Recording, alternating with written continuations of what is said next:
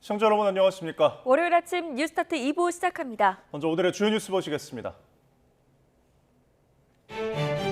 젤렌스키 우크라이나 대통령이 북한의 파병 등 전쟁 개입에 국제사회의 강력한 대응을 촉구했습니다. 또 우크라이나의 나토 가입이 러시아와의 전쟁을 끝내는 길이라고 주장했습니다. 네타냐후 이스라엘 총리를 노린 드론 공격에 이스라엘군은 헤즈볼라를 겨냥한 공격을 강화하고 있습니다. 네타냐후 총리는 전쟁을 계속할 뜻을 분명히 밝혔습니다. 윤석열 대통령과 국민의힘 한동훈 대표가 오늘 만납니다. 김 여사와 관련한 한 대표의 3가지 요구사항에 윤 대통령이 어떻게 답할지 주목됩니다.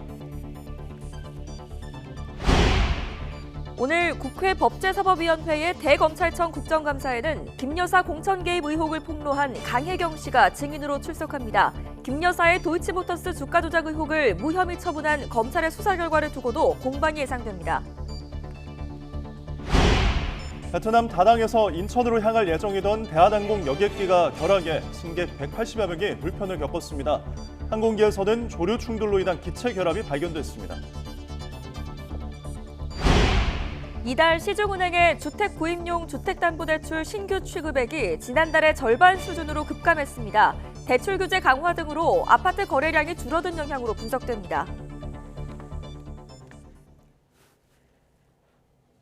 볼로디미르 젤렌스키 우크라이나 대통령이 북대서양 조약기구 나토가 자국의 정식 가입 초청을 하는 것이 러시아의 침공에서 우크라이나가 살아남을 수 있는 유일한 길이라고 주장했다고 파이낸셜 타임스가 전했습니다. 이 신문에 따르면 젤렌스키 대통령은 지난 17일 벨기에 브뤼셀에서 열린 유럽연합 EU 정상회의에서 이른바 승리 계획에 대해 설명한 뒤 이같이 말했습니다. 젤렌스키 대통령은 우크라이나의 나토 가입은 블라디미르 푸틴 러시아 대통령을 협상 테이블로 불러내는데 필수적이라고 내다봤습니다.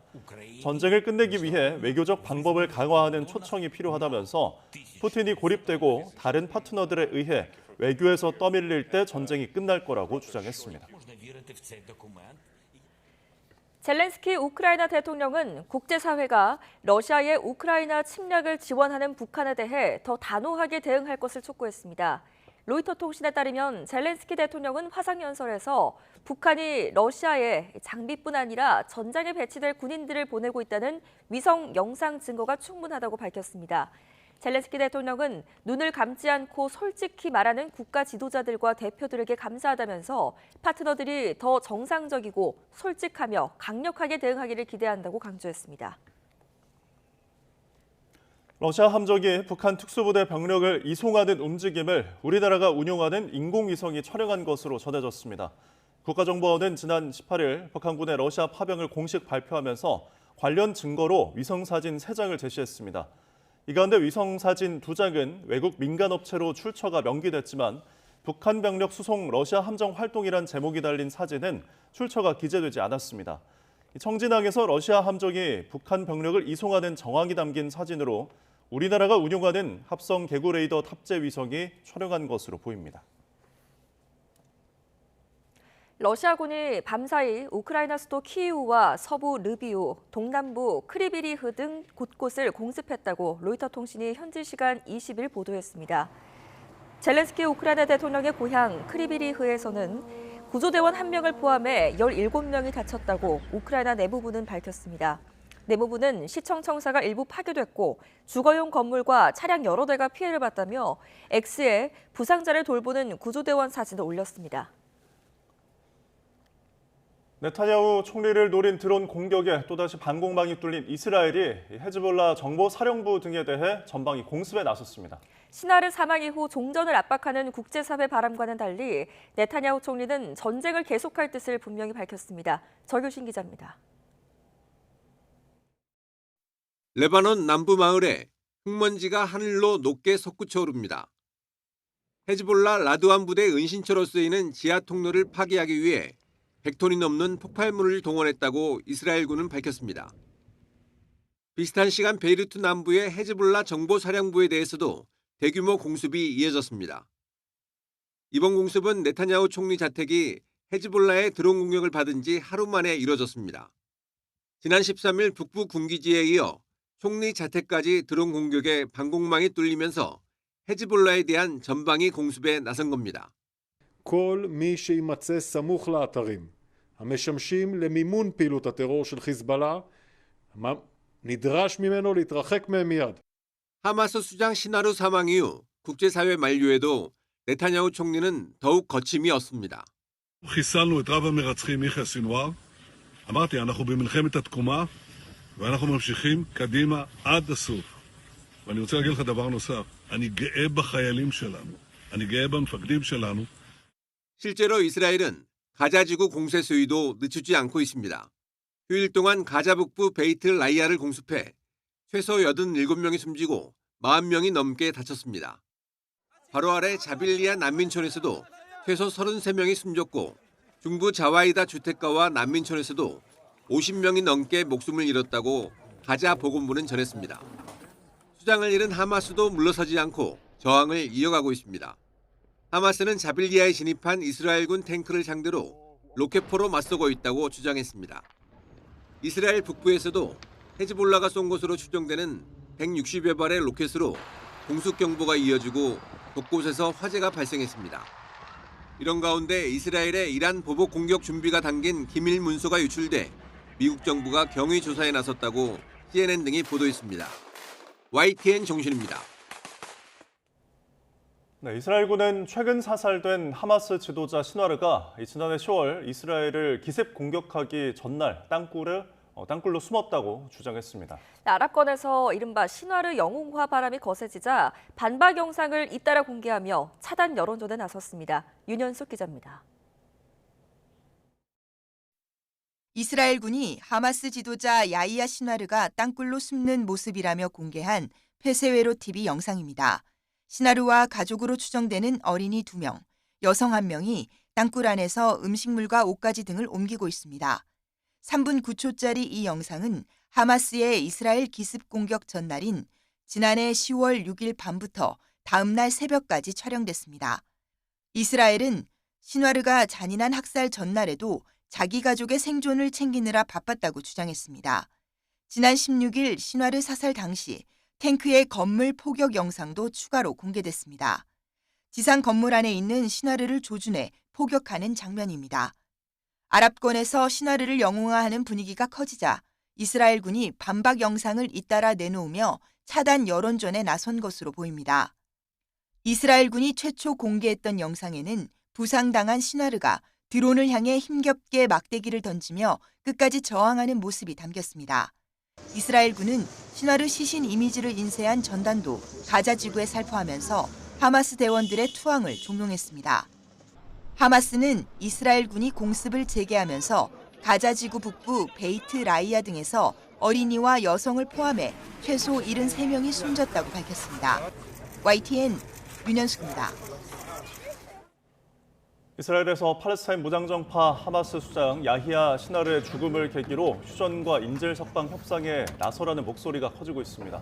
현지 시간 19일 이스라엘 수도 텔 아비브를 비롯한 몇몇 도시에서 하마스와의 협상을 촉구하던 대규모 시위가 열렸습니다.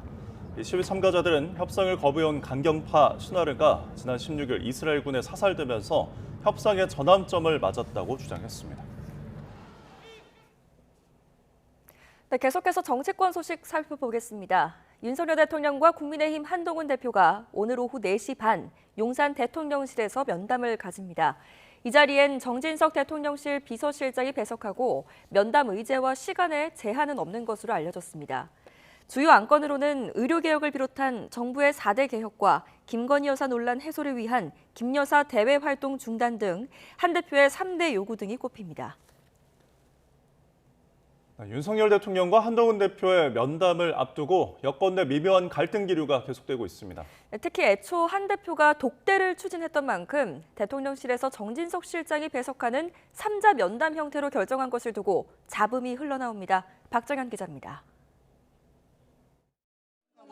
한동훈 대표는 대통령실 정진석 비서실장의 배석이 결정된 뒤에도 이번 윤석열 대통령과의 만남을 여전히 독대라고 표현했습니다. 배석자 상관없이 사실상 대통령과 여당 대표 두 사람의 만남이란 점을 강조한 걸로 풀이되는데 정 실장 배석을 두고 친한 뒤에선 볼멘 소리가 터져나왔습니다. 애초 한 대표가 대통령과 1대1 만남을 추진했지만 대통령실에서 정 실장 배석을 요구했다는 김동혁 최고위원의 방송 인터뷰 내용이 공개된 겁니다. 한 대표 측이 박정하 당대표 비서실장이 함께 배석하는 방식을 제안했지만 대통령실이 불쾌한 기색을 내비치며 3자 회동으로 정리됐다는 주장도 나왔습니다. 또 다른 친한계 의원도 한 대표가 빨리 만나는 게 중요하다고 판단한 만큼 배석 요구 수용을 결단한 거라고 강조했습니다. 당 안팎에선 이번 회동에 우려와 비판도 쏟아졌습니다. 김태흠 충남지사는 신뢰 기반 없는 독대는 하극상이나 단판과 다름없다며 한 대표가 독대를 자기 정치 수단으로 이용하려는 게 아닌지 의심된다며 날을 세웠고 나경원 의원도 두 사람의 신뢰 파탄이 우파 진영 위기로 이어지는 만큼 신뢰 회복이 무엇보다 중요하다고 지적했습니다. 추경호 원내대표는 당정이 하나 되는 결과가 나오길 기대한다면서도 최근 당 대변인이 자신의 남편을 오빠라 지칭했다가 김 여사 조롱 논란이 빚어진 것에는 입단 속에 나섰습니다. 우리 당내 자칫 갈등, 분열을 유발할 수 있는 그런 언행에 대해서 좋아할 사람은 바로 민주당 등 야당이다. 민주당은 김 여사 문제가 더는 사과로 해결될 수준이 아니라며 김 여사 특검법에 결단이 필요하다고 촉구했습니다. 윤 대통령과 한동훈 대표의 이번 회동이 당정 관계의 분수령이 될 거란 게 여권 내 중론인데 동시에 빈손회동으로 끝날 경우 여권 공멸로 이어질 수 있다는 우려도 커지고 있습니다. YTN 박정현입니다. 더불어민주당은 국민의힘 한동훈 대표가 윤석열 대통령과의 면담에서 최소한 김건희 여사 특검을 수용한다는 확답을 받아와야 한다고 주장했습니다. 조승래 수석 대변인은 브리핑에서 이번 면담은 한 대표가 민의를 받들 의지가 있는지 보여줄 마지막 기회이고 이번에도 납득할 만한 성과를 못 내면 정부와 공멸을 피할 수 없다며 이같이 말했습니다. 김윤덕 사무총장도 기자간담회에서 김 여사 문제는 이제 사과나 제2부속실 설치 같은 어설픈 행동으로 해결될 일이 아니라며 윤 대통령이 한 대표와 면담에서 특검 수용을 결단해야 한다고 강조했습니다. 오늘 열리는 대검찰청 국정감사에서는 김건희 여사의 도이치모터스 주가 조작 연루 의혹에 대한 불기소 처분과 관련해서 여야의 공방이 뜨거울 것으로 보입니다. 민주당이 공식화한 심우정 검찰총장 탄핵도 쟁점입니다. 김다연 기자가 취재했습니다.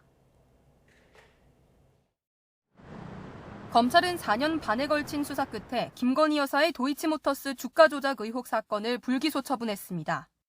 투자를 잘 모르는 김 여사가 권오수 전 회장을 믿고 계좌를 맡긴 것일 뿐 주가 조작 사실을 알지 못했다는 결론을 내린 겁니다. 검찰은 관련자들이 김 여사에게 주가 조작 사실을 알린 적이 없는 것으로 진술했다고 밝혔습니다. 여기에 객관적인 물증도 없다며 이미 유죄를 선고받은 전주 손모 씨와는 다르다고도 설명했습니다. 김 여사 계좌로 이루어진 거래 가운데 2건은 권오수 전 회장의 연락을 받고 이루어진 것으로 의심되지만 연락 내용이나 김 여사의 인식 등을 확인할 수 없었다는 겁니다. 검찰은 결정적인 단서가 없는 만큼 법리에 따라 충실히 결정했다는 점을 4시간에 걸친 브리핑 내내 강조했습니다. 하지만 바로 다음 날 진행된 중앙지방검찰청 국정감사에서는 검찰 수사 결과를 놓고 여야가 강하게 충돌했습니다. 주가 조작 의혹을 수사하기 위해 검찰은 김건희 여사를 상대로 영장 청구를 한 적이 없다고 밝혔는데 민주당은 검찰이 제대로 수사하지 않은 것도 모자라 브리핑에서는 반대로 말했다고 몰아붙였습니다. 중앙지검이 영장을 청구한 적이 없다고 분명히 설명했다면서 오해라는 입장을 냈지만 대검찰청 국정감사에서도 김 여사 처분을 두고 공방이 거셀 전망입니다. 여기에 민주당은 부실 수사 책임을 물어 심우정 검찰총장과 이창수 서울중앙지검장 등에 대한 탄핵을 추진하겠다고 밝혔지만 국민의힘은 정치 보복이라고 맞서고 있어 대검 국정감사에서도 여야 간 난타전은 불가피할 전망입니다. YTN 김다현입니다.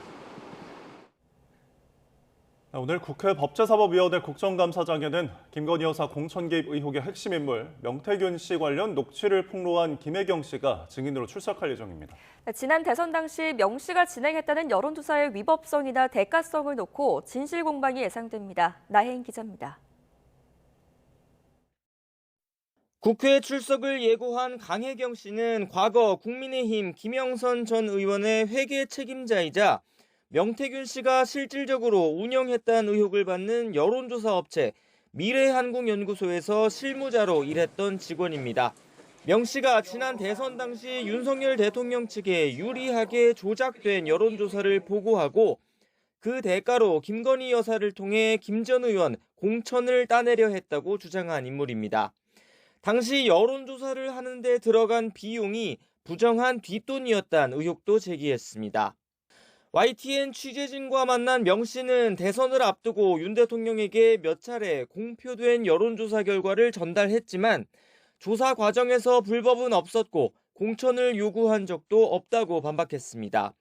정확한 판세 분석을 위해 외부로 공표하지 않을 자체 조사 결과를 보정한 적은 있지만 여론을 왜곡할 의도로 수치를 조작해 공표한 적은 없다며 강 씨가 누명을 씌우고 있다고 주장했습니다. 자신은 미래한국연구소 경영과 무관해 조사 비용을 마련하는 데도 관여하지 않았다는 겁니다.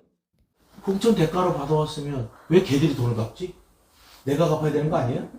그래서 미래한국연구소를 명태균으로 해야 이 범죄 사실이 모든 게 악우가 맞는 거예요. 국민의힘은 명 씨를 둘러싼 각종 의혹에 얼마나 신빙성이 있는지 의문이라며 거리를 두고 있습니다. 불법 여론조사 기관을 영구히 퇴출하는 이른바 명태균 방지법을 추진하겠다며 당장 실체를 알 수 없는 진실 공방보다 제도 개선에 집중하자고 강조했습니다. 남은 기간만이라도 이제 정쟁을 중단하고 민생 문제를 점검하고 대안을 모색하는 그런 국감이 될 수 있도록. 반면 야당은 여론 조작이나 당원 정보 유출 의혹은 결코 가볍게 넘길 일이 아니라며 명 씨의 국회 출석을 연일 압박하고 있습니다. 최근 명 씨의 해명이 미묘하게 달라졌다며 압력이나 회유를 받는 게 아니냐는 의혹도 제기했습니다. 상당히 충격적인 내용들이 많이 있다고 저희는 생각하고 있고 저희는 이 문제에 대해서 명태균 씨가 좀 더 적극적으로 그 진실을 밝혀야 된다. 명 씨는 국정감사장에서 허위 사실이 폭로될 경우 곧바로 법적 조치를 하겠다고 으름장을 놨습니다. 남은 국감 기간 의혹을 규명하거나 불식할 만한 의미 있는 증언이 나올지 정치권의 관심이 집중되고 있습니다. YTN 나혜인입니다. 베트남 다낭에서 인천으로 운항할 예정이던 대한항공 여객기가 기체 이상으로 결항해 승객 180여 명이 큰 불편을 겪고 있습니다. 대한항공은 현지 시각으로 오늘 새벽 5시 반 베트남 다낭공항을 출발해 인천공항에 도착할 예정이던 KE462편이 조류 충돌로 인한 기체 결함이 발견돼 결항했다고 밝혔습니다. 이로 인해 이 여객기로 한국으로 돌아올 예정이었던 승객들의 발이 베트남 현지에서 묶이면서 일부 승객은 월요일 출근이 무산되는 등 큰 불편을 겪게 됐습니다. 계속해서 한 줄 뉴스입니다. 어제 오후 4시 20분쯤 경부고속도로 서울 방향 천안분기점 근처를 달던 버스가 옆차로 승용차 3대를 잇따라 들이받아 6명이 가벼운 부상을 입고 병원으로 옮겨졌습니다. 김모 씨가 2018년 3월 A병원에서 척추 수술을 받고 퇴원한 뒤 2주 만에 고열로 병원을 찾아 척추염 진단을 받고 병원 의사와 병원장을 상대로 낸 손해배상 청구 소송에서 수술 후 급성 감염 진단을 받았더라도 병원 과실이 있었다고 단정해서는 안 된다는 대법원의 판단이 나왔습니다. 지난해부터 올해 초까지 의뢰를 받고 개 5마리를 도구를 이용해 감전시키는 등 개를 잔인하게 도살한 혐의로 기소된 64살 A씨가 벌금 300만 원에 집행유예 1년을 선고받았습니다. 이웃의 반려견이 짖는다는 이유로 때려 숨지게 한 혐의로 기소된 74살 A씨가 원심과 같은 벌금 600만 원을 선고받았습니다.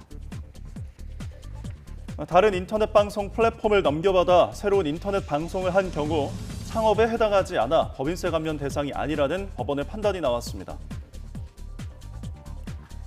올해 경찰 영웅으로 2004년 강력사건 피해자를 검거하다가 순직한 심재호 경위, 이재현 경장과 1995년 부여 대간첩작전 당시 순직한 나성주 경사, 장진희 경사가 선정됐습니다. 서울시가 국립서울현충원 주변부를 대한민국의 역사성과 상징성을 담은 공간으로 조성하기 위해 용역을 발주했습니다. 지금까지 한줄 뉴스였습니다.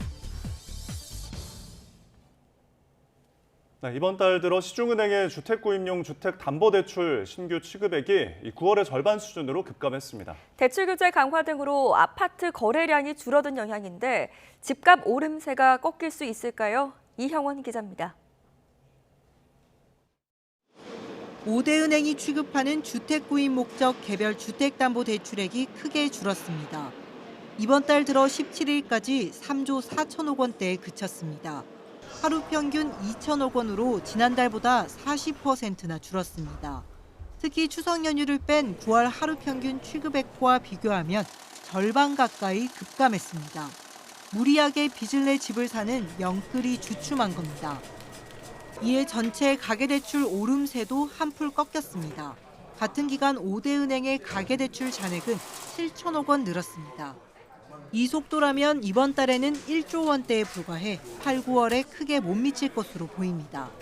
그동안 가계대출 급증세를 이끈 서울 아파트 거래량이 줄면서 분위기가 반전된 것으로 분석됩니다. 실제로 서울 아파트 매매 건수는 지난 7월 최다 기록을 세운 뒤 급감했습니다. 사실상 대출 한도를 줄이는 스트레스 DSR 2단계가 시행되고 은행권이 자체적으로 대출 문턱을 높인 결과입니다. 다만 주택 공급 자체가 여전히 부족한 만큼 수요가 꺾여 집값이 내림세로 돌아설 가능성은 크지 않다는 게 전문가들 평가입니다. 서울 집값이 지금 잡힌 걸로 보이는 것은 착시 현상이다라고 보고 있습니다. 서울의 향후 신축 주택이 급감할 것이라는 사실은 여전히 변화하지가 않았고요. 내년 초에 지금 억눌려 있던 주택 구매 수요가 다시 폭발할 가능성이 있어가지고 대출 수요를 틀어막고 있는 규제가 느슨해진다면 집값과 대출 규모가 바로 튈 수 있는 만큼 DSR 규제 확대 등 대비가 필요하다고 조언했습니다. YTN 이영훈입니다. 인터넷은행에서 빚을 낸 20대 고객의 연체율이 급등한 것으로 나타났습니다. 더불어민주당 김현정 의원이 금융감독원에서 받은 자료를 보면 올해 8월 말 K뱅크에서 신용대출을 받은 20대 이하 차주의 연체율은 4.05%입니다. 지난해 말보다 0.28%포인트, 2021년 12월보다는 2.29%포인트나 올랐습니다. 다른 연령대를 보면 30대 1.98%, 50대 1.86%, 40대는 1.63%로 20대 이하와 큰 차이를 보였습니다. 이 같은 추세는 카카오뱅크나 토스뱅크 등 다른 인터넷 은행에서도 확인됐습니다. 새마을금고 가계대출이 급증하는 등 이 금융권으로 대출 수요가 몰리자 금융당국이 점검에 나섭니다. 금융위원회는 모레 상호금융과 새마을금고, 생명손해보험업계, 또 저축은행 등 이 금융권을 모두 소집해서 가계부채 점검회의를 가집니다. 지난 15일 실무회의에 이어 점검회의까지 예고하면서 풍선 효과를 막는 데 주력하는 모양새입니다. 월요일 아침 출근길 바람결이 차갑습니다. 현재 서울 10.2도, 파주 7.1도 등으로 어제만큼 기온이 내려가 있고요. 일부 경기와 강원 지역에는 서리가 내리는 곳도 있겠습니다. 오늘 전국이 대체로 흐린 가운데 비 소식도 있습니다. 오전에 제주도를 시작으로 오후에는 남부지방에 비가 내리겠고요. 내일은 전국으로 비가 확대되겠습니다. 내일까지 제주도에 최고 120mm 이상, 영남 지방과 남해안에도 최고 80에서 100mm 이상의 많은 비가 예상됩니다. 특히 이들 지역에는 시간당 30mm 이상의 호우가 쏟아질 수 있어 주의하셔야겠습니다. 오늘 아침은 어제와 비슷한 기온으로 출발합니다. 현재 서울 기온은 10.2도, 청주 9.3도를 보이고 있습니다. 한낮에는 20도 안팎까지 올라 일교차가 크게 벌어지겠습니다. 오늘 낮 기온은 서울 20도, 대전 20도, 광주 23도까지 오르겠습니다. 비는 수요일인 모레 새벽에 대부분 그치겠고요. 비구름 뒤로는 찬 공기가 남하하면서 목요일에는 서울 아침 기온이 6도까지 떨어질 전망입니다. 날씨였습니다.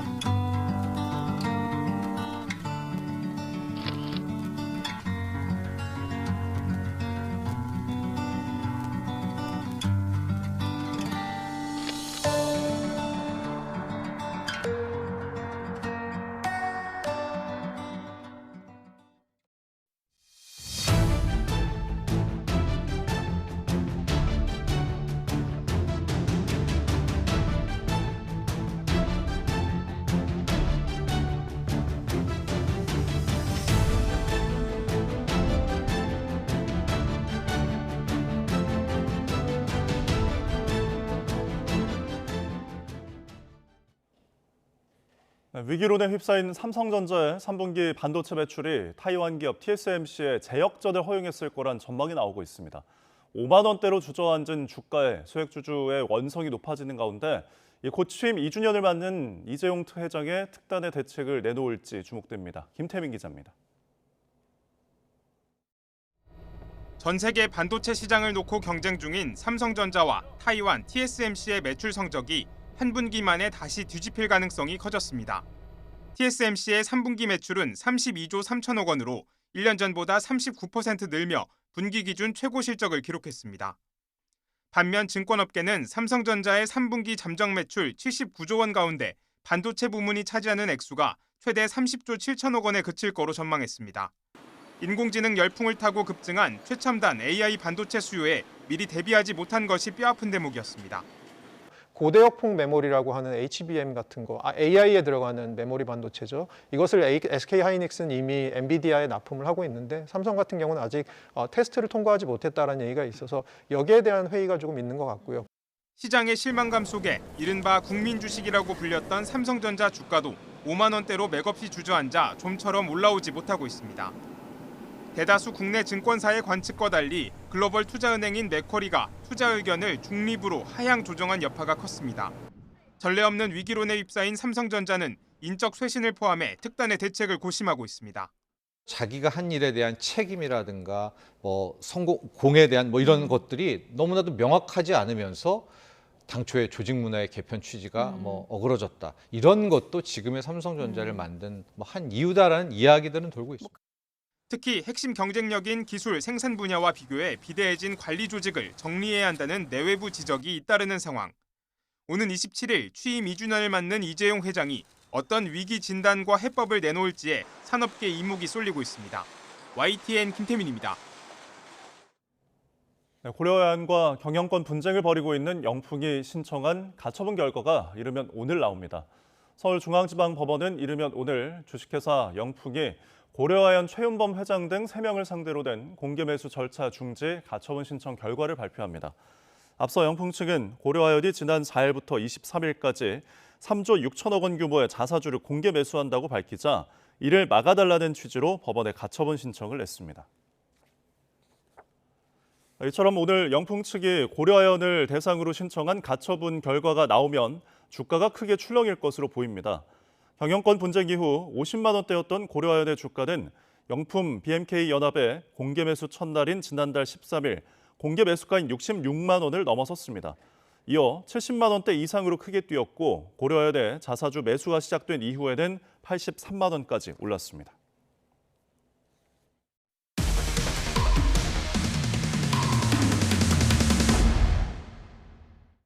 전라북도 전주 시내 한복판 옛 방직 공장 부지에서 추진 중인 조단위 개발 사업이 파행 위기를 맞았습니다. 이 사업이 프로젝트 파이낸싱 PF 대출로 유지돼 왔는데 수천억 원을 빌려준 대주들이 이제 돈을 갚으라고 시행사에 요구한 사실이 확인됐습니다. 김민성 기자의 단독 보도입니다. 23만 제곱미터, 축구장 30개 크기의 대규모 금싸라기 땅, 옛 대한방직 전주공장 부지입니다. 시행사 자광은 2017년 대한방직으로부터 약 2천억 원의 땅을 사들여 초고층 타워와 아파트, 복합 쇼핑몰 등 개발 계획을 일찌감치 천명했습니다. 예상 개발비만 총 6조 2천억 원, 올해 우리 정부 1년치 예산의 100분의 1 수준인 대규모 사업입니다. 앞으로 우리 전주에 수천만 관광객이 찾아올 수 있도록 관광 전망 타워를 건설하는 계획입니다. 후손들에게 넘겨줘야 될 이런 산업 경제의 기반이 되는. 자광이 이 사업을 추진하면서 진 빚은 지난해 말 기준 약 3,700억 원. 그런데 YTN 취재 결과 돈을 빌려준 한국투자증권과 미래에셋증권 등 대주단이 대출 전액을 상환하라고 요구하는 기한이익 상실, EOD가 최근 발생한 것으로 확인됐습니다. 대주단이 지난주 월요일을 기준으로 최장 2달의 말미를 준 가운데 자광은 대주단 협의회에 사업 정상화 방안을 제출한 것으로 전해졌습니다. 사업이 EOD 발생으로 인한 파행 위기에 처한 건 벌써 2번째입니다.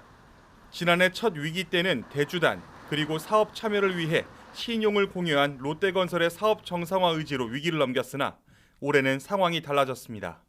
롯데건설은 이번엔 애초 보증을 선대로 차광에 약 1,000억 원의 돈을 빌려준 IBK 투자증권에 채무를 모두 상환했습니다. 이에 대해 롯데건설 관계자는 대주단과 시행사 간 협의가 잘 돼 조속한 사업 정상화를 바란다는 원론적인 답변을 내놨는데 일각에선 업계 선례 등으로 비추어 외려 롯데건설이 사업에서 손을 떼려는 게 아니냐는 시선을 보냅니다. 롯데건설은 자광이 소유하고 있는 세종시 골프장에 우선 수익권 2천억 정도를 설정하고 있습니다. 롯데건설이 물어준 금액은 그 2천억 원으로 충분히 빠져나올 수 있다고 생각합니다. 사업 파행 우려와 앞으로의 대응 방향에 대한 입장을 듣기 위해 자광 측에 수차례 연락했지만 끝내 닿지 않았습니다. YTN 김민성입니다. 문재인 전 대통령의 전 사위 서모 씨의 타이 이스타제 특혜 채용 의혹을 수사 중인 검찰이 문 전 대통령의 딸 다혜 씨에게 이달 중으로 출석하라고 요구했습니다. 전주지검은 지난주 문다혜 씨 측에 연락해 이달 안으로 검찰에 참고인 신분으로 나와 조사를 받으라고 통보했습니다. 문 씨 측은 아직 검찰에 회신하진 않은 것으로 전해졌습니다. 한편 문재인 전 대통령의 딸 다혜 씨가 음주운전 사고를 내면서 앞서 과태료 미납으로 수차례 차량이 압류됐던 사실도 드러났죠. 문 씨처럼 과태료를 내지 않는 경우가 많아 지난해 말 기준 미납된 교통 과태료가 무려 1조 원을 넘어선 걸로 나타났습니다. 양동훈 기자입니다. 문재인 전 대통령의 딸 다혜 씨는 음주 사고 전에도 과태료를 내지 않아 4차례 차량 압류 처분을 받은 것으로 드러나 논란이 됐습니다. 그런데 과태료 체납으로 인한 차량 압류는 인사청문회 단골 메뉴이기도 합니다. 이상민 행정안전부 장관은 과태료나 자동차세 등을 미납해 11차례 차량이 압류됐고 김부겸 전 국무총리 부부도 역시 과태료와 자동차세를 내지 않았다가 32차례 자동차를 압류당한 사실이 인사청문회에서 드러났습니다. 지난해 말 기준 미납 과태료는 1조 400억 원에 달하는데 절반이 넘는 6,600여억 원이 5년 이상 장기 체납입니다. 이유는 과태료를 내지 않아도 강제 징수가 쉽지 않기 때문입니다. 교통법규를 위반해 현장에서 적발되면 범칙금이 부과되는데 운전자가 누구인지 바로 확인되는 만큼 미납 시 형사처벌을 받을 수도 있습니다. 단속 카메라에 교통법규 위반이 적발되거나 다른 사람이 신고한 경우에는 운전자를 특정할 수 없어 차주에게 과태료를 부과하는데 미납 시 차량 번호판을 압수하거나 1,000만 원 이상 고액 상습 체납자는 일정 기간 구금할 수 있습니다. 하지만 소액 과태료가 1,000만 원 이상 쌓이는 경우는 드물고 경찰이 일일이 차량을 찾아 번호판을 압수하기에는 인력이 부족합니다. 압류된 차량을 그대로 몰다가 출고 후 10에서 12년이 지나면 차량 초과 말소 제도를 이용해 폐차도 가능합니다. 차량을 팔거나 명의를 변경하려면 과태료를 내야 가능하지만 그렇지 않은 경우에는 과태료를 내지 않아도 제재가 쉽지 않다는 지적이 나옵니다. 경찰과 지자체가 도로관리청과 연계해서 고속도로나 유료도로 진입을 통제하는 방식으로 실질적인 불편함을 준다면 과태료 납부를 유도하는 효과가 있을 것으로도 보입니다. 사실상 과태료를 내는 사람만 손해를 본다는 지적까지도 나오는 만큼 세밀하면서도 강력한 대책 마련이 시급해 보입니다. YTN 양동훈입니다. 정부 산하 공공직업교육기관인 한국폴리텍대학의 한 교수가 학생들의 명의를 도용했다는 의혹으로 검찰에 넘겨졌습니다. 그런데 교내에서는 오히려 영전을 한 거로 파악이 됐는데 학교 측은 수사 내용을 몰랐다는 입장입니다. 정인용 기자입니다. 한국폴리텍대학 소속 A 교수는 지난 2020년 12월 학교 관계자들을 상대로 인사 문제로 손해배상 소송을 제기했습니다. 자신을 포함한 교수들에 대한 부적절한 인사 조치로 학생들도 학습권 피해를 봤다며 소송에 참여시켰습니다. 여기에는 150명이 넘는 학생들이 포함됐는데 알고 보니 소송 내용을 제대로 알지 못하거나 의사가 없는 일부 학생들의 명의를 도용한 거로 파악됐습니다. 이 같은 사실이 발각돼 A 교수는 사문서 위조와 위조 사문서 행사, 소송 사기 미수 혐의로 지난 5월 검찰에 넘겨졌습니다. 그런데 A 교수가 대학 내에서는 오히려 영전한 거로 드러났습니다. 학생들과 관련한 범죄 혐의가 있는데도 학교 법인 내 고위직으로 임명된 겁니다. 학교 측은 교내 인사 당시 해당 교수의 명의도용 사건을 인지하지 못했다면서 교수가 검찰에 송치됐다는 사실에는 최종 수사 결과에 따라 내용을 검토해 조치하겠다고 해명했습니다. 학교에서 인사를 할 때 결과가 나올 때까지는 인사에서 배제해야 된다라는 게 대체적인 상식입니다. 주요 인사 대상이라고 할 때는 자체 조사를 통해서 한번 검증하고 거르는 것이 상식인데 A 교수 측은 사실관계가 아직 제대로 밝혀진 게 아무것도 없고 검찰에서 수사가 진행 중이라며 혐의를 부인했습니다. 다만 A 교수가 피해자가 학생들인 의혹에 연루된 만큼 최소한 이미 면죄부가 주어지는 듯한 영전 인사가 이뤄지는 건 교육 현장에서 부적절하다는 지적도 나옵니다. YTN 정윤용입니다. 오늘의 경제 일정 살펴보겠습니다. 삼성전자가 오늘 새로운 폴더블 폰을 공개합니다. 중국 제조사들의 추격에 맞서기 위해 얇은 버전의 폴더블 폰 신제품을 공개할 것으로 보이는데요. 이번 주 25일 출시 예정인데 관심은 가격입니다. 오늘 국회 정무위원회의 공정거래위원회 대상 국감이 열립니다. 배달앱을 비롯한 플랫폼 기업의 독과점 남용 행위 규율 방안에 대한 집중적인 질의와 공정위의 플랫폼 사후 규제 방안을 둘러싼 여야의 공방이 예상됩니다. 정부가 수학기 쌀 수급과 가격 안정을 위해 쌀 수급 대책으로 올해 생산된 쌀 20만 톤을 시장에서 격리하기로 했습니다. 오늘 오후에는 성미령 농식품부 장관도 직접 겨수매 현장을 방문해 산지 동향을 점검하고 농업인들과 소통합니다. 다음 소식입니다. 미국 대선이 이제 보름 남은 가운데 대선의 승패를 가를 경합주를 중심으로 막판 선거운동 열기가 뜨겁습니다. 특히 남부 선벨트 경합주 가운데 가장 많은 선거인단을 보유한 조지아주를 놓고 해리스와 트럼프의 경쟁이 치열하게 벌어지고 있습니다. 경합주를 가다 권준기 특파원이 조지아에서 보도합니다. 해리스 부통령의 조지아주 유세 현장입니다. 대선이 코앞인 시점에서 경합주 조지아의 중요성을 보여주는 대규모 유세 행사가 펼쳐지고 있습니다. 해리스는 조지아가 대선 승리의 열쇠가 될 거라며 강력한 지지를 호소했습니다. So Georgia, now is our time to act. The baton is in our hands. 조지아는 트럼프의 나라라며 강한 애착을 드러낸 트럼프 전 대통령. 여전히 4년 전 조지아에서 12,000표를 도둑 맞아 백악관을 내줬다고 주장하며 이번엔 압도적인 표 차이를 내야 한다고 강조했습니다. The people of Georgia are going to end Kamala Harris's reign of failure. 전통적 공화당 강세주였던 조지아는 4년 전 바이든이 0.2%포인트 차이로 신승을 거둔 곳입니다. 2년 전 중간선거에서는 민주당이 상원을 가져갔지만 공화당이 하원과 주지사 선거에서 압승하며 경합주라는 걸 입증했습니다.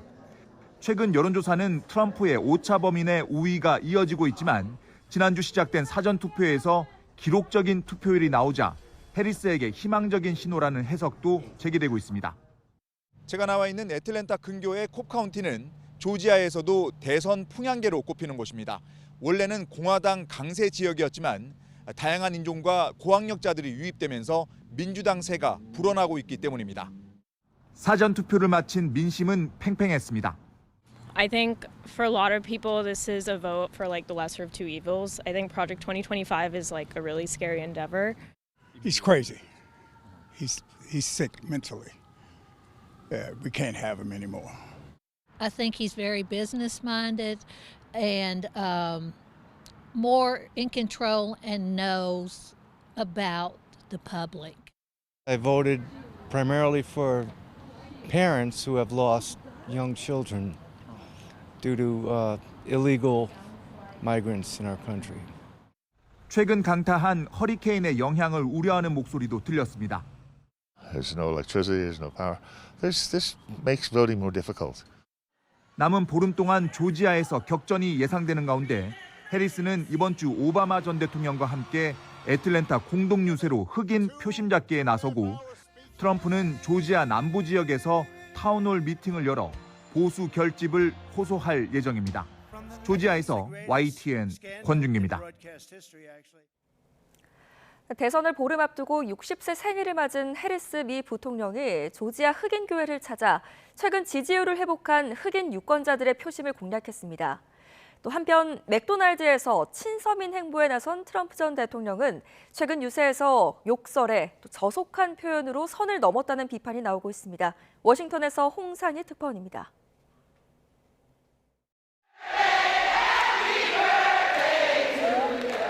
조지아주 스톤 크레스트의 교회에서 생일 축하 노래가 울려 퍼집니다. 선거 유세 중 환갑을 맞은 해리스 부통령. 이번 대선에 열세를 쥔 경합주 조지아에서 최근 지지율을 회복한 흑인 유권자들에게 투표를 호소합니다. What kind of country do we want to live in? A country of chaos, fear, and hate, or a country of freedom, compassion, and justice? We, the people, have the power to answer that question. So let us answer, not just through our words, but through our action and with our votes. 주요 경합지의 사전투표율이 역대 최고치를 잇따라 갈아치우면서 조지아주 교회를 돌며 흑인 기독교 신자들의 사전투표를 독려하고 있는 겁니다. 낯선 사람을 도왔던 선한 사마리아인의 비유를 들고 미국의 분열과 혐오, 공포를 조장하는 사람이 있다며 트럼프 전 대통령을 겨냥하기도 했습니다. Do we have leaders in place who understand that in the face of a stranger, one should see a neighbor? 역시 경합주 펜실베이니아주의 맥도널드에서 감자튀김을 만들며 유권자에게 다가간 트럼프 전 대통령도 해리스 부통령에게 생일 축하 인사를 건넸습니다. Happy birthday, Kamala. Happy birthday. 문제는 전날 유세에서의 발언. 펜실베이니아주 지역 출신의 전설적 골퍼 아널드 파머 이야기를 늘어놓다 갑자기 신체 부위를 언급하며 저속한 표현을 이어갔습니다. This is a guy that was all man. This man was strong and tough. We have women that are highly sophisticated here, but they used to look at Arnold as a bad, but he was really something special. 자신이 아니라 해리스 부통령이야말로 민주주의의 위협이라고 공격하다 욕설까지 퍼붓습니다. So you have to tell Kamala Harris that you've had enough, that you just can't take it anymore. We can't stand you. You're a vice president. The worst. 파이낸셜 타임즈는 트럼프 전 대통령의 잇따른 저속한 발언이 정신 상태에 대한 우려를 일으키고 있다고 보도했습니다. 트럼프 전 대통령은 지난 14일에도 펜실베이니아주 유세에서 발언을 멈추고 30분 동안 춤을 추는 기이한 행동으로 논란을 일으켰습니다. 워싱턴에서 YTN 홍상입니다.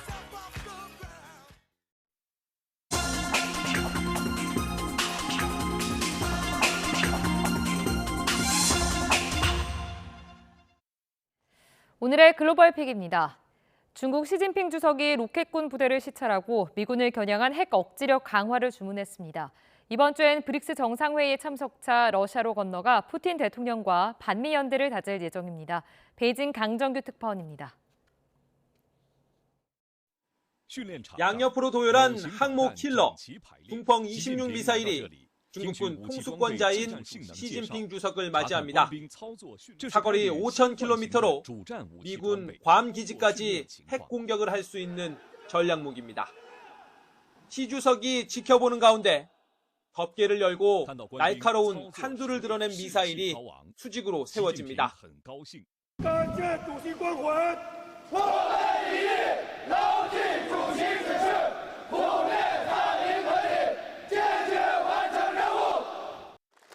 일사불란한 움직임에 만족감을 표시한 시 주석은 장병들과 일일이 악수하고 기념사진을 찍었습니다. 기계처럼 박수를 치며 환호하는 장면이 흡사 북한 김정은 위원장의 군부대 시찰을 연상케 합니다. 로켓군 부패 숙청 이후 작전 태세를 점검하고 군 장악력을 과시하는 선전선동입니다. 把部队作战能力搞扎实，有力维护国家战略安全和核心利益，把手中武器的战略功能充分发挥出来。 3차 타이완 포위 훈련 직후 양안 최전방 지역을 둘러본 시 주석은 이번 주 러시아로 날아갑니다.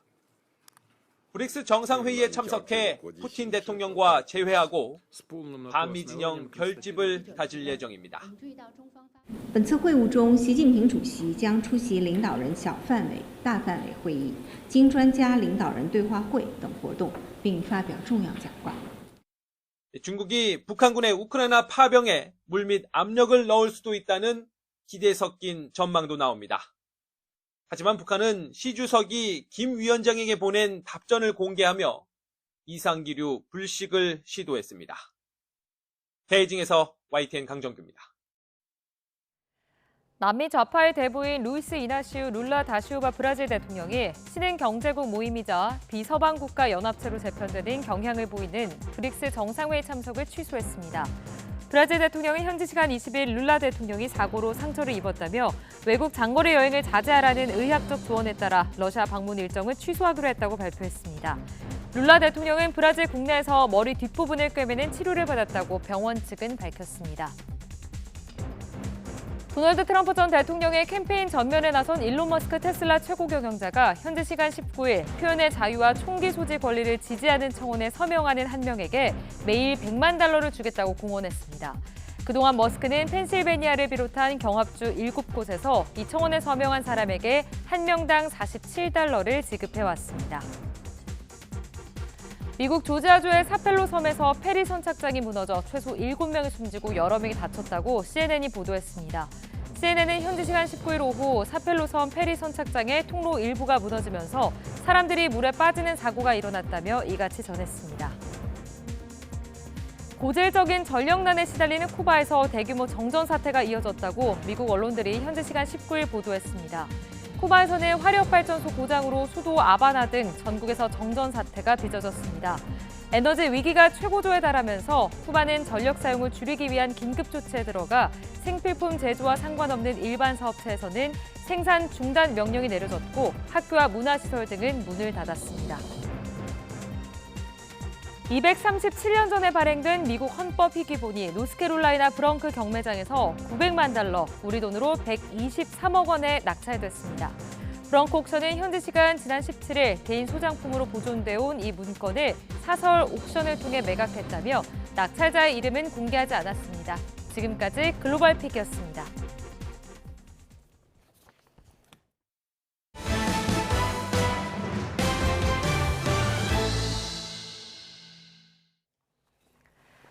이상기후가 우리의 삶에 직접 영향을 주기 시작하면서 환경을 보호할 수 있는 친환경 소비에 대한 관심이 커지고 있습니다. 유통업계도 다양한 방식으로 친환경 소비 요구에 대응하며 사업을 확장하고 있습니다. 오동건 기자가 취재했습니다. 오전부터 붐비는 커피숍. 주문한 커피가 텀블러에 담깁니다. 개인 판매하신 아이스 라떼 드리겠습니다. 텀블러를 가지고 오면 400원이 할인되거나 적립 혜택이 추가됩니다. 소비자들은 저렴한 가격에 환경도 아낀다며 호응합니다. 개개인들이 이런 커피 매장이라든지 음료수 매장에 올 때 텀블러를 했을 때 서로 윈윈한 그런 상생에 편의점도 개인 용기 사용을 환영합니다. 매장에 텀블러 세척기까지 설치해 소비자가 편하게 컵을 씻어 새 음료를 채울 수 있도록 했습니다. 이렇게 텀블러를 가져와서 직접 커피를 내리면 300원 추가 할인을 받을 수 있습니다. 한 편의점 프랜차이즈의 텀블러 커피 매출은 지난해 2배 가까이 급등했고 올해도 3분기 기준 46.1% 올라 계속 성장하고 있습니다. 용기를 가지고 오면 세제만 넣어 사용할 수 있는 세제 리필 스테이션입니다. 식물성 재료로 만든 친환경 세탁 주방 세제를 다시 채울 수 있습니다. 다시 사용하는 용기의 위생 관리를 위해서 살균기도 함께 준비되어 있습니다. 시중가 대비 약 20%가량 할인된 가격으로 리필 형식으로 구입할 수 있게 하는 서비스입니다. 에코 소비를 추구하는 2030 소비자들을 대상으로 좋은 반응을 얻고 있습니다. 폐 건전지를 모아오면 새 건전지로 교환해주는 장치입니다. 20개 정도로 모으면 새 건전지로 교환해주는데 인천 계양구부터 점차 확대될 예정입니다. 환경을 생각하는 소비, 생각보다 가까운 곳에서 실천할 수 있습니다. YTN 오동건입니다. 전공의들의 사직으로 의료 현장 혼란이 가중되는 가운데 나라를 위해 희생한 국가유공자들의 불편도 갈수록 커지고 있습니다. 서울중앙보훈병원의 병실 가동률과 수술 건수가 큰 폭으로 떨어졌는데 환자는 물론 가족들마저 애를 태우고 있습니다. 신귀혜 기자의 보도입니다. 70이 넘은 이 할아버지는 50여 년 전 군복무를 하다 눈을 크게 다쳤습니다.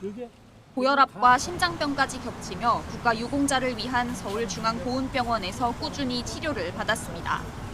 하지만 올해 초 의료계 집단 행동으로 이제는 예약조차 잡기 힘들어졌습니다. 그런데 이제 전공의 파업을 하면서 이게 5개월, 심지어는 6개월까지도 늘어나고 전공의 파업이라고 딱 잘라서 얘기하진 않아. 그런데 좌우지간 늘어지니까 전공의 사직 사태는 1,300병상이 넘는 서울중앙보훈병원에도 직격탄을 날렸습니다. 이곳 중앙보훈병원의 전공의 청원은 110명입니다. 전국 모든 보훈병원 전공의 청원의 절반 이상을 차지할 정도로 가장 규모가 큰데요. 하지만 올해 7월 기준 남아있는 전공의는 9명 뿐입니다. 지난해까지만 해도 평균 70%가 넘었던 병실 가동률은 50%대로 뚝 떨어졌습니다. 수술 건수도 올해 2월부터 8월까지 7천여 건으로 지난해 같은 기간에 비해 2천여 건이 줄었습니다. 특별수당까지 지급하며 어떻게든 버티고 있지만 얼마나 갈지 장담할 수 없습니다. 의료 취약자들에게 큰 피해가 나타나고 있는 것 같습니다. 특별수단 예산들을 대폭 확대할 필요가 있고요. 장기적으로는 결국 그 의료단체하고 정부가 합의를 해서 보훈복지의료공단은 국가보훈부와 함께 비상진료체계를 운영하고 전담 간호사 등 전공의 대체 인력을 투입하고 있다며 진료에 차질이 없도록 노력하고 있다고 밝혔습니다. 의정 갈등이 길어지면서 나라를 위해 몸과 마음을 바쳤던 국가 유공자들의 건강도 점차 위협받고 있습니다. YTN 신기입니다. 산부인과 전문의 3명 가운데 1명은 60대 이상일 정도로 고령화 현상이 심한 것으로 확인됐습니다. 국회 보건복지위원회 박승희 더불어민주당 의원이 보건복지부에서 받은 자료를 보면 올해 8월 기준 산부인과 전문의의 평균 연령은 54.4세로 확인됐습니다. 연령대별로는 50대가 전체의 32.5%로 가장 많았고 60세보다 많은 고령자는 모두 합쳐서 33%로 집계됐습니다. 어제 바닷물의 높이가 높아지는 대조기에 강한 바람까지 더해지면서 서해안과 남해안 대부분 지역에 한때 폭풍해일특보가 내려졌습니다. 인명피해는 없었지만 도로 곳곳에 바닷물이 밀려들면서 YTN에도 제보가 잇따랐습니다. 송재인 기자가 취재했습니다. 전남 신안 해안가 앞 주차장이 물바다로 변했습니다. 어디부터 도로인지 분간이 어려울 만큼 깊이 들어찬 바닷물.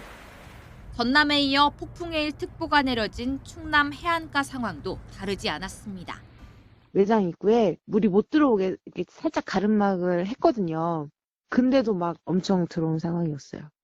태안 지역 축제장을 찾았던 시민들이 허둥대며 대피하는 소동까지 벌어졌습니다. 늦은 오후까지 특보가 유지된 수도권 바닷가 도로 가운데 일부는 한때 차량 통행이 제한됐습니다. 넘쳐 흐른 바닷물에 공사자재가 도로 한복판으로 떠밀려 내려오면서 차들이 1시간가량 꼼짝없이 갇혔습니다. 물이 너무 많았고 거기다가 막 그 파도도 너무 많이 치고 이래서 그 공사하는 데 있던 케이블이 떠내려가면서 서해안과 남해안 지역 대부분에 폭풍해일특보가 내려진 건 바닷물의 높이가 올라가는 대조기의 영향뿐만은 아니었습니다. 바닷물을 해안 쪽으로 이동시키는 강한 바람의 영향이 더해져 만조기간이었던 낮 동안 바닷물의 높이가 더욱 높아져 폭풍해일특보가 발표되었습니다. 다행히 인명피해는 없었지만 전남을 시작으로 전북, 충남, 인천과 경기까지 특보가 내려졌던 전국 해안가에서는 10여 건의 침수 신고가 접수됐습니다. YTN 송재입니다. 서울의 한 고등학교가 전교생을 상대로 예배와 성가대회 참석을 강제한 것에 대해 종교자유의 침해라는 판단이 나왔습니다. 서울교육청 학생인권교육센터는 해당 고등학교에 학생들에게 실질적 선택권을 부여하라고 권고했습니다. 김지현 기자입니다. 서울에 위치한 A고등학교는 기독교 정신을 바탕으로 세워졌다고 내세우고 있는 개신교 계열 미션스쿨입니다. 학생들을 대상으로 예배나 종교 행사를 진행해 왔는데 이것들이 종교 자유를 침해했다는 판단이 내려졌습니다. 해당 고교 학생이 서울교육청 학생인권교육센터에 구제 신청을 했고 센터가 조사 이후 결과를 공개한 겁니다. 조사 내용을 보면 A고교는 고난주간 예배, 예수승천 기념예배, 추수감사 예배 등 종교 예배를 올해에만 20여 차례 열고 전교생이 참석하도록 했습니다. 학생들은 매일 아침 학급별 조회 시간에 학급 경건회라는 이름으로 찬양과 기도를 해야 했고 성가 경연대회에도 무조건 참여해야 했습니다. 이는 수업으로도 이어졌습니다. 1학년생 7개 학급 가운데 6개 학급에 종교 과목을 개설해 종교학을 배우도록 했습니다. 나머지 1개 학급은 철학을 배우는 것처럼 했지만 철학 수업을 담당하는 교사는 없었고 수업 내용은 종교학과 같았다는 주장도 나왔습니다. 학교 측은 미션스쿨로서 학생들도 이런 사실을 알고 지원했다며 단체 생활에 일일이 선택권을 부여하면 관리에 어려움이 있다고 주장했습니다. 하지만 센터 학생인권옹호관은 해당 학교를 희망하지 않는 학생도 배정되는 한계가 있다면서 학교장에게 학생들의 교내 종교행사 참여를 강제하지 말고 선택권을 부여하라고 권고했습니다. 또 서울교육감에게 종교활동을 운영하는 학교 현황을 상세하게 파악하고 학생의 종교자유 보장을 위한 지도 감독을 강화해달라고 요구했습니다. 이번 권고가 강제성을 띠지는 않지만 서울교육청은 권고가 받아들여지지 않을 경우 장학지도 여부를 검토할 방침입니다. YTN 김주영입니다. 출근길 YTN 날씨입니다. 차가운 공기와 함께 한 주를 시작하고 있습니다. 현재 시각 6시 44분, 서울 기온은 10.2도로 어제만큼 기온이 내려가 있는데요. 나오실 때는 두께감 있는 겉옷을 챙기시는 게 좋겠습니다. 한편 현재 하늘에는 구름만 많이 지나고 있습니다. 오늘 남부와 제주도에는 비 소식이 있다는 점 참고하시기 바랍니다. 자세한 지역별 기온부터 살펴보겠습니다. 오늘 아침은 내륙 곳곳에서 10도 안팎을 보이고 있습니다. 현재 서울 기온은 10.2도, 청주 9.3도, 춘천 6.7도에서 출발합니다.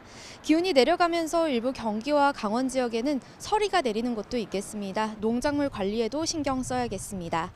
하지만 한낮에는 어제보다 2에서 6도가량 높아 일교차가 크게 벌어지겠는데요.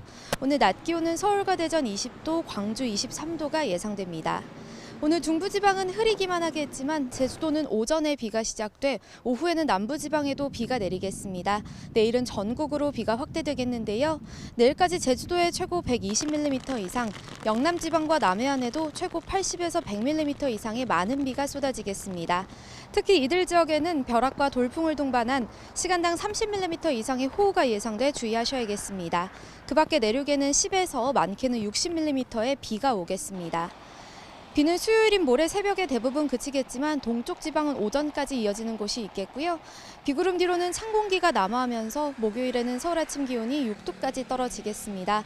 이후 목요일 낮부터는 다시 평년 기온을 회복할 전망입니다. 오늘도 동해안과 제주도 해안을 중심으로는 너울성 파도가 높게 일겠고 서해안에서는 만조시 저지대 침수 가능성이 있겠습니다. 해안가에 계신 분들은 안전사고에 각별히 유의하시기 바랍니다. 지금까지 YTN 원희다입니다. 뉴스타트 3부 잠시 후에 이어집니다.